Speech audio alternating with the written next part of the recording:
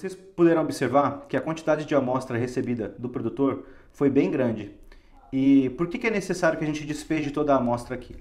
Se eu tivesse pego apenas uma parte da amostra, é possível que, dependendo da forma com que ela foi manejada, o tempo que ficou aqui dentro, que haja uma mudança de lugar dos grãos. E os grãos mais graúdos fiquem mais para cima e os miúdos vão para o fundo. Isso pode prejudicar a nossa avaliação. Então, de repente, se eu pegar uma parte aqui de cima e depois a do fundo, a avaliação física vai ser diferente. Então, eu deposito todos os cafés aqui, faço uma homogeneização manual e uso somente 300 gramas para fazer a classificação. No caso, a gente pode dividir esses 300 gramas em 3, né, e fazer a classificação de 100 gramas e multiplicar esse resultado para ter a nossa a classificação física desse café, tá? Então, o processo de classificação, ele começa inicialmente pelo aspecto físico do café e pelo aroma. O aspecto físico do café fresco, ele deve ter uma cor verde, ligeiramente azulada, mais azulada para cafés descascados e lavados, e um pouco mais verde, talvez até levemente amarelada, para cafés naturais. Cafés mais velhos tendem a embranquecer e terem também um amarelamento, porém ele é uma cor mais gemada, diferente do café natural de safra corrente. O próprio trato do café na fazenda também pode ter algumas modificações na cor dele, né? Então, o primeiro passo que a gente pegou o café aqui é avaliar a cor e o aroma dele. O café, conforme descrito anteriormente, da safra corrente, ele tem que ter o aspecto de café novo.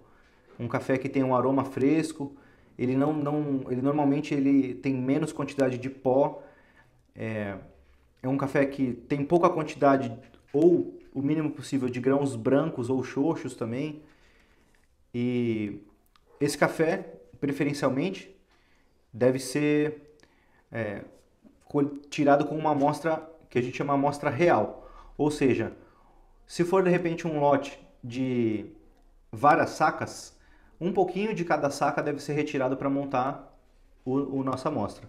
Ou um Big Bag, por exemplo, essa amostra deve ser retirada do local correto para que, da mesma forma que a gente homogeneiza aqui, aconteça na fazenda com o mesmo objetivo, que a gente tenha uma amostra que represente de fato a totalidade do nosso café.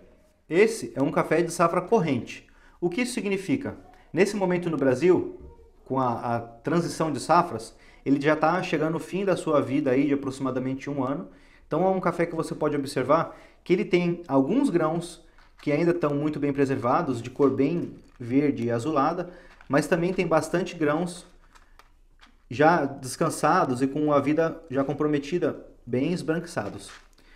Daqui a alguns meses, 2 ou 3 meses, esses grãos podem começar a absorver uma cor cada vez mais amarelada.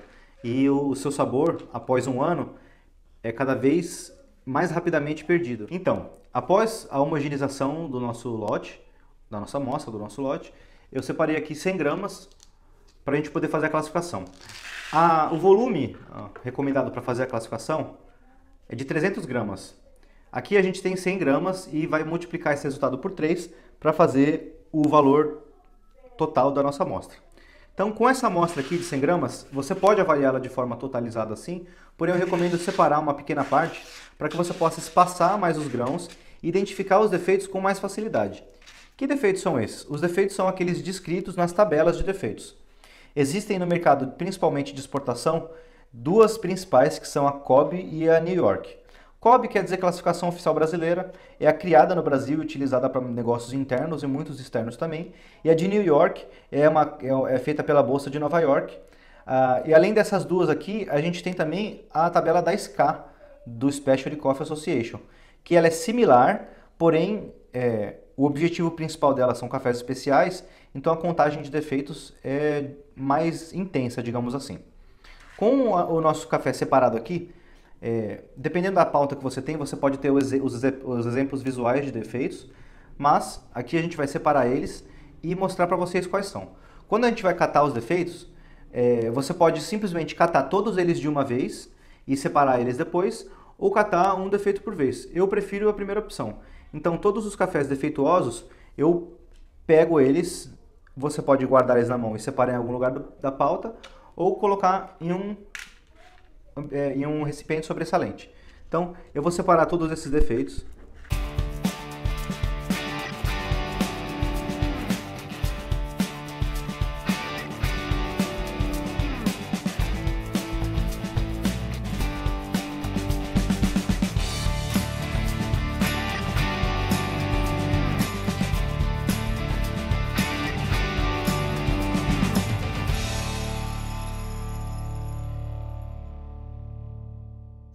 Pronto, aqui está o nosso lote totalmente classificado.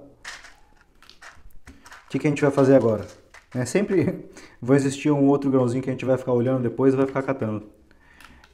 Esse lote aqui, já separado, todos os grãos com defeitos, é o nosso lote beneficiado.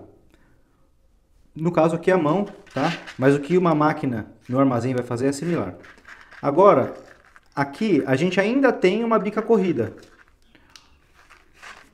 Ou seja, todos os grãos, os tamanhos, as peneiras estão aqui. Se a gente juntar os defeitos tirados aqui, que são o que a gente chama de PVA, e os defeitos de quebrados, os defeitos que não são primários, né, são os defeitos secundários, né, então o fundo aqui da peneira 13 mais os defeitos, a gente chama de quebra, geralmente, que são os miudinhos, que não são usados nos blends de cafés graúdos, mais os defeitos, tá? Os miudinhos são aqueles cafés de fato muito pequenininhos que vão ser misturados aos blends de café quebrados. Geralmente eles vão para esse destino. Esse café aqui vai ser torrado para posteriormente ter a avaliação sensorial dele. Então aqui vocês podem observar o mesmo lote beneficiado e o que a gente chama de escolha, o resíduo, né, o que sobrou da classificação física.